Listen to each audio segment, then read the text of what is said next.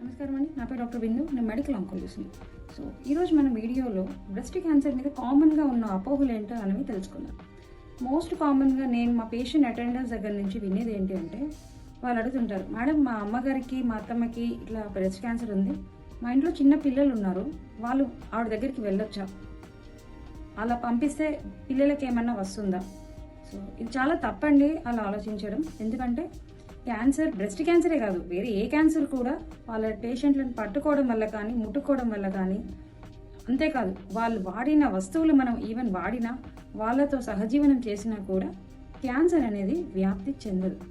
So ఇప్పటి నుంచి అయినా సరే మీకు తెలిసిన వాళ్ళు ఎవరైనా సరే క్యాన్సర్తో బాధపడుతూ ఉంటే వాళ్ళకి మీరు భరోసాగా నిలబడాలి. అంతేకాని వాళ్ళని దూరం పెట్టి వాళ్ళని మరింత మనోవ్యధకి గురి చేయకూడదు.